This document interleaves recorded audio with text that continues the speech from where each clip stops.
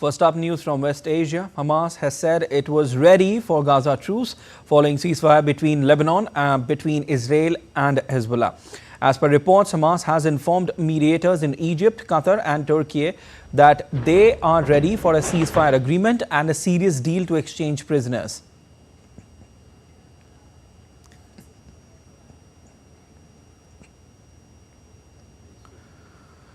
Earlier, US President Joe Biden and French President Emmanuel Macron said on Tuesday that they were pushing for an elusive ceasefire in Gaza and that it is possible that Saudi Arabia and Israel could normalize relations.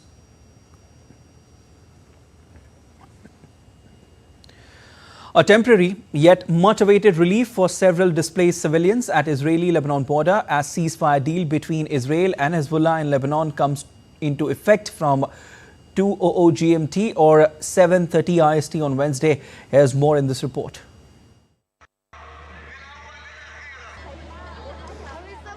It is a breather for these civilians as ceasefire comes into effect. These are the visuals of traffic on the road near Sidon. The displaced people are returning to southern Lebanon. The ceasefire between Israel and Hezbollah in Lebanon came into effect from 2 hours GMT or 7:30 IST on Wednesday after 14 months long conflict that started on October 7th last year with Hezbollah launching cross-border strikes on Israel. Prime Minister Benjamin Netanyahu, in a televised speech, said that Israel is implementing the ceasefire deal to bring a halt to its conflict with Hezbollah in Lebanon, but will respond forcefully to any violation. So why implement a ceasefire now? There are three main reasons. The first reason is to focus on the Iranian threat. The second reason is to give our forces a breather and replenish stocks. And the third reason for having a ceasefire is to separate the fronts and isolate Hamas. From day 2 of the war, Hamas was counting on Hezbollah to fight by its side. When Hezbollah is out of the picture, Hamas is left alone in the fight.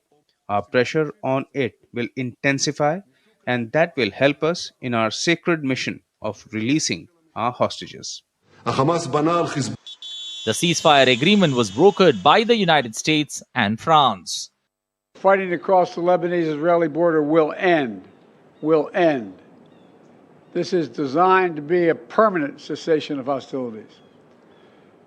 What is left of Hezbollah and other terrorist organizations will not be allowed, I emphasize, will not be allowed to threaten the security of Israel again. Over the next 60 days, the Lebanese Army and state security forces will deploy and take control of their own territory once again. Hezbollah terrorist infrastructure in southern Lebanon will not be allowed to be rebuilt.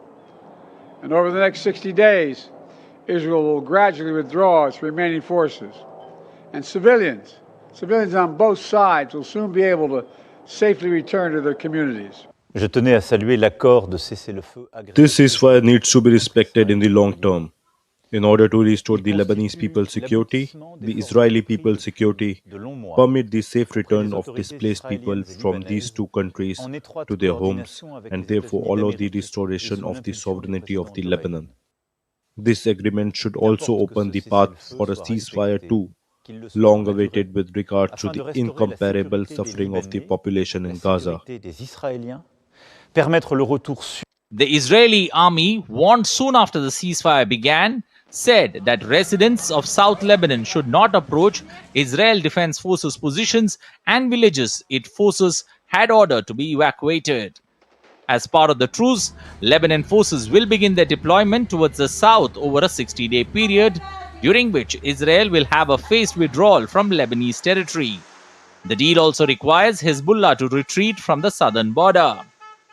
Leaders from across the globe are welcoming the deal.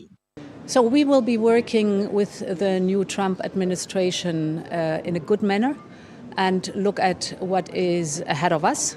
I have some experience to working with President Trump from his former mandate, so there's something to build on.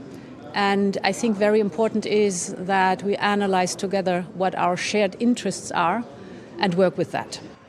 The ceasefire promises to end a conflict across the Israeli-Lebanese border that has claimed several lives. But will the conflict actually end remains to be seen.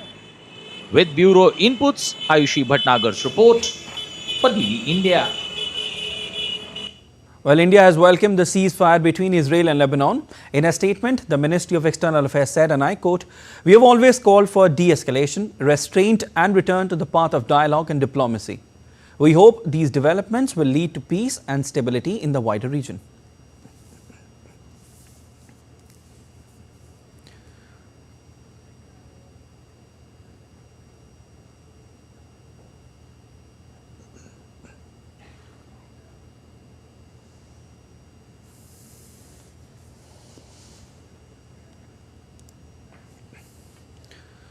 All right, indeed, India correspondent Akshay Dongre is joining us live to give us more inputs on this. Hi, Akshay.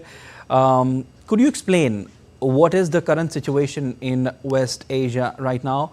After Hamas also said that it's ready for Gaza truce. Well, Siddharth, let's start talking about this latest development that has come, and that is an approach of Hamas towards a ceasefire deal with the Israeli Defense Forces and the Israeli government as well. Now, this latest development is coming soon after the ceasefire started between Hezbollah and the IDF that have been fighting against each other in the southern part of Lebanon. So after days and rather months of countries like the US, Japan, France trying to get these two sides on the discussion table and agree for a ceasefire, finally it has happened. Yesterday there was a cabinet meeting of the Israeli government where a decision was taken by the government that a ceasefire will be implemented as far as fighting Hezbollah is concerned. Now, what happened in this ceasefire is the Israeli Defense Forces that is operating inside the southern part of Lebanon will be going back to the Israeli territory, and that will happen in a phased manner, whereas the Hezbollah will also move northwards of Litani River, that is the northern part of Lebanon now. So that essentially means that the southern part of Lebanon will now be patrolled by the Lebanese Army, and neither IDF nor Hezbollah will be present, which can be a significant step as far as the ceasefire is concerned.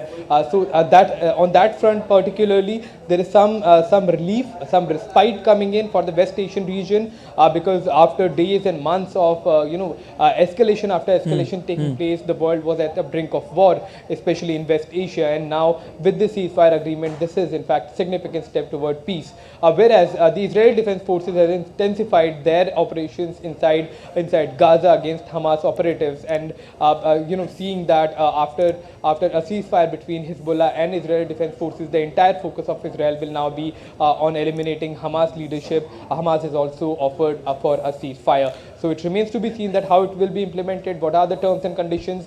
But the only reason it seems that a ceasefire between Hezbollah and IDF could take place was also that the Israeli government said that our primary enemy is Hamas right now. We have to focus on Hamas, and that is why if Hezbollah doesn't interfere, we can totally focus on targeting the Hamas operatives and the leaders, and perhaps that is why the popular opinion also agreed to this particular ceasefire. But the ceasefire with Hamas is entirely a different question. Back to you. Definitely. Akshay, as far as the conflicts between Israel and Lebanon and Israel and Hamas are concerned, and there is some good news, like you've just mentioned, that, ceasefire deal, at one place, at one end has happened, and on the other place, you said that, it completely depends on terms and conditions. What would they be?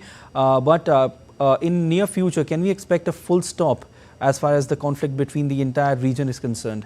Well, it's hard to predict, Siddharth, but as far as the expert opinion goes, and from what we have also been reporting about West Asia and this entire conflict, it is highly unlikely that there will be a full stop to the conflict. Well, we are talking about the near future. We are talking about the IDF operations against Hamas. Now, Hamas was the organization that launched the terror attack on 7th of October. The primary aim of the Israeli Defense Forces is to eliminate Hamas leadership completely, so that they never never pose a threat to Israeli civilians and territory again in the future. And that is the reason why it is highly unlikely that the public opinion, especially inside Israel, will ever agree for a ceasefire with Hamas, especially when they have the Hamas leadership now cornered completely. So this is a good opportunity for Israel to in fact retaliate against Hamas and in fact completely wipe them off. And on the other hand, after the election of Donald Trump as the US president, even the countries of West Asia, including Qatar, Egypt,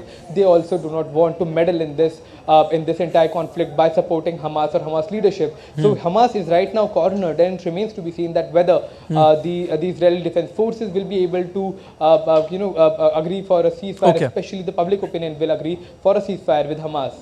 All right, we leave it there. Thank you so much, Akshay, for your inputs.